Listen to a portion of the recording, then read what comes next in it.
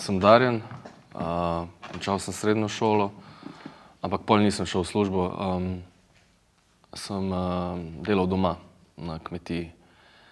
V zavod sem prišel leta 2010 in bil tam skoraj 5 let. Pri tem sem bil večkrat na psihiatriji, večkrat po 2 tedna, po 3 tedne, ker smo imeli doma težave. Na koncu je prišlo tako daleč, da je prišla po mene policija. So mi rekli, da grem samo na pregled, pa sem pol tam kar ostal. Nisem se strinjal, ampak sem pol ostal tam skoraj 5 let.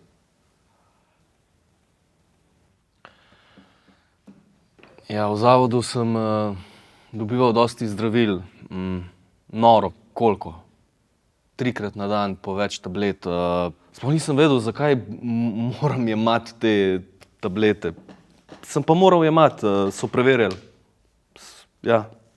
Zdaj, ko sem zunaj pa nimam več nič zdravil, mi jih je zdravnik ukinil.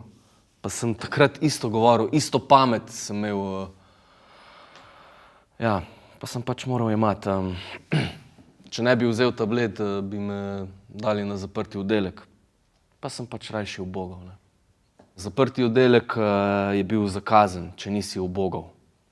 Saj bi oni mogli dati preko sodišča, pa niso. En je bil za kazen na zaprtem oddelku 5 mesecev. Ja. Ker ni ubogal. Ni ubogal navodil.